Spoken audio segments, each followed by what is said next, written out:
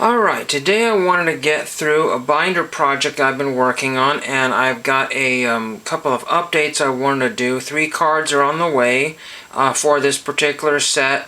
There are 71 cards in this set here that I just double checked through Trading Card Database. So whatever 16 cards minus 71 is what I will be having. So we're somewhere in like the 50 plus card range or whatever. So 71 minus 10 is 61, and then minus 6 is, I don't know, something, 55 or something like that. And we're in that kind of range there. So I've got over 50 cards to get. Now, I wanted to explain that I have done this in a video before, but I went to go look for my video and I couldn't find it. So it might be in a combination of videos. But I wanted to talk about this particular set here in this small binder here. I just threw a sticker on there. And this is my 1958 Topps Westerns set here. Now, it seems like this set and many others like it, like the Davy Crockett, and to a lesser degree the Hopalong Cassidy, which is a different size set there, they seem to be relatively plentiful in varying grades, anywhere from like completely ruined on up to relatively mint. You won't be finding a lot of the Western cards in relatively mint condition because Westerns were super popular, even more than baseball cards, and so they are just going to be really just thrashed. And so some of these are actually in really pretty good condition.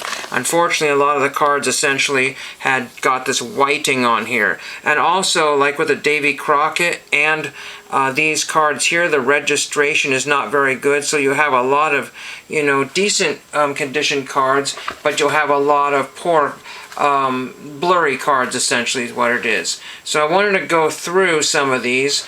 They feature things like Track Down, Have Gun Will Travel, Yancey Derringer, Restless Gun, Wagon Train, Tales of Wells Fargo, which was on earlier today, Boots and Saddles. There's some other ones that feature Steve McQueen, and I don't have any of those, but I hope to get those. Those are going to be expensive, and also card number 1 is going to be quite expensive. Let's see if we can get to where I need to be here. I'm having some internet issues. Not the internet necessarily, but it's just that this computer is not Windows 11 compliant, so I'm going to be hosed anyway. I was looking at the dollar section and was pleasantly surprised there was a whole bunch for $1. But the dollar cards you're going to find are going to be majorly damaged corners, and you're also going to have a lot of ripped cards there. So if you just wanted a copy of a card, I just don't really like paper loss cards, so I'm going to try to avoid those. Again, in the 99 cents, this one here looked really good, but there's 2 pieces of paper loss on that card, right in here and right down at here. And many of these cards, like, oh wow, that presents well, but this one here, right there, has paper loss right there and at the top there. If I was at a show or something like that and saw those, I would probably get them because I wouldn't have to pay shipping. So I've got 3 on the way of the 99 cent type variety, and even though it was only $3 for shipping because $99.99, you look at the seller's things, and they're more than likely willing to combine. So I want to know essentially for what combining they will do even in the lower price ranges. That way I can decide whether I want to order more cards from them at some other future time. So it's very handy to get assessment of that, even if you're spending very little. The other thing is that I don't mind creases as much as long as the cards, are very, it's got good colors. Not always finding good colors is easy to do for some of these things. I wanted to wait for a second here until we get to a farther section here. But I mentioned I've got about 13 here and 3 on the way. The ones that you really want to have better copies of are like these, like some of the main characters. This one, if I can get a magnifying glass and see what we're looking at here. John Payne as Vint Bonner, Dale Robertson as Jim Hardy. Let's see, what do we got here? See, this one here just says Indian Trouble. Again, there's a few of the landscape cards here which I'm not big fans of. That's too bad. And then like I said, the big names you want to have, try to get, like, let's see, this one doesn't say anything here. This one says alert for action, but it's a good image there. Unfortunately, things like Tales of Wells Fargo, the ones I was looking at, are black and white, so whether they were colored later on or they colorized the photographs, that I don't know if they colorized those or not.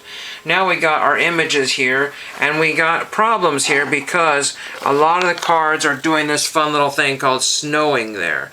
So a lot of cards are snowy, and this one is missing corner, or it's very badly dented. And even though it's $1 shipping, I would, unless you're trying to build, the worst possible set without damaging the card yourself, then that would be one you would want. So if somebody said, oh, I'm going to build a set with the most abandoned cards that have been on eBay for the longest time. So we want to go a little farther here. Again, you can easily spend $10 to $20 per card because there's such a range. The people that don't care or want the cards out of here, so they were more likely to price them, to move. And then other people, like the first ones I've got, and I think it was the Yancey Derringer, I'm not sure, and then I don't remember which ones are the ones I got first. At a swap meet here. I really couldn't tell you. Those might have actually been replaced at some point. I think one of the Tales of the Wells Fargo, I think, and then maybe Track Down or Yancey Derringer. I really just don't remember. Unfortunately, I might have gotten rid of those because they were in pretty bad shape. I might have replaced them. The guy was like, I gotta stick to my price, whatever it was. He said, I don't see these very often. But again, this is before they were really plentiful all over the internet, so don't overpay, even though these are from 58 Topps. Now, one of the things I like to point out here is how many relatively decent copies are there. There could have been 90% of them are just obliterated. How many were thrown away, how many are kept. But there seems to be, I looked on eBay here, and my page is kind of crashing here, but there was like 2,000 or 3,000 copies there under $5. I just don't really remember which. And I wanted to stay under $5, and then I was also looking to see if there were lots available, and there aren't very many lots, because most people are doing the buy the cards you need, or one by one by one by one by one. So as much as I would like to get, from one seller, I just can't really start throwing ripped cards in my collection. Now, conversely, I also went to COMC. Unfortunately, I have closed COMC, and there's some cards as low as 80 cents, but again, you're going to be paying $6 initial shipping on those, and you'd have to get a whole bunch of them. And COMC, a lot of times, like on sets like this, have some very, very terrible condition cards. So I would try to stick with eBay first, and then go to COMC if you have to, if you already got an order in there. Again, I don't know how many sellers there are that do the 99-cent thing here. Again, I'm having issues here. I've got so many windows open here, and I don't think that would help if I started closing windows here. That really wouldn't help. I'm looking up some other products and things here for future here, but again, this is just so annoying, and it's mostly eBay is the one that's sticking point there. I think eBay is bloated or something, and maybe so many people are on it, maybe peak times, maybe I've used most of my internet today, I don't know. I haven't figured that one out there. So I have to kind of figure out what my next step is for this set here. So I always like to add, and I may not keep it in this particular binder here, but I always like to add some sort of Western type photograph, if this is a Western set, so I'll see if I could find something that pertains to one of these shows here, like the bigger names like Gunsmoke. Bonanza is not in this set. I can't remember when Bonanza started, but they didn't get the rights to some of the bigger shows. And then, so I'll get a photograph for this at some point, and then I've got some newspaper articles of the same time period, like Annie Get Your Gun, or not, you know what I mean, Annie Oakley, but she was not in the set here. I think that's before this time here. So we're going to go farther down here. Again, we got some $1.99 ones plus 74 cents for shipping. Again, I have to buy these one at a time. So even if I stayed in that dollar price range, I would be, essentially 55 or so dollars into that, which is not terrible because people ask, hundreds of dollars for a complete set. Like I said, the first card is going to cost you at least a minimum of $20 in any condition because COMC wanted almost 20 bucks for a poor condition card number one. And then the Steve McQueen, there's 3 or 4 cards there, not knowing exactly which one that would be considered as rookie. I think that might be his first card, unless there's like a Dutch gum card that came before or something like that, a mid-50s or whatever, 55 or so. But for an American card, this is probably his rookie card there. And if you have 3 or 4 or 5 cards in a set, is that which one is your rookie card, or are they all rookie cards? Doesn't make any sense. But that's what people are calling them these days, or first card. Then we got a few others here, $1.49. Buy 6, get 2 free with coupon. So again, those kind of sellers might be really good for you. They might be really good, and I might look into that. I have to essentially try to figure out how to maximize the beginning of 2026 so that I don't have to. I basically want to start and then just let 2026 just handle itself here. I don't want to go into some crazy, like buying spree entire week. I kind of set some, I would say, money aside, but when you have a $20 order, from Fanatics Collect, then you've got like an $8 to $10 order if there's some soccer cards, and you've got a few other ones that float in. You're already almost $40 or $50. Like, geez, I just spent $50 on cards. What do I have to show for it? They're just common after common after common after common. But these cards here are common, but they're antique, but old commons. It's not like I could take these to a trade show and sell them. It's possible. It's possible that some of these, again, these have not really accrued a lot in value. Think of the baseball cards of the exact same type. You might still be looking at the same price between $1 and $3 for an average condition card. Somebody says very nice. And I'm not looking for centered copies. I'm not looking for, trimmed copies. I'm not looking for any of that stuff. I'm just kind of going with whatever I see here. $3 other than the dollar ripped ones, which might suit your fancy. Okay, so there's some cards from Zorro. Those tend to be roached. And then also the Davy Crockett ones. Those are a different size card. Those are from 55 or 56. I don't have them in here because I don't have the right kind of pages. Also, I have an antique Davy Crockett binder, probably from the 50s, but unfortunately it's made of cardboard and it's really falling apart. Tried to take care of it, but I don't know how to fix that. So they got all kinds of, again, you want to make sure that the biggest thing is you don't want to make sure that you don't have a lot of snowing on the picture. And again, I will take creases and wrinkles and damaged corners over, bad and blurry photographs, because there's a lot of registration errors on these cards here that they got them kind of blurry. Same thing with Davy Crockett. It's just not easy to do. But this one here looks like maybe a good one here. We'll just click on this one if we can, and we'll be done in a couple minutes here.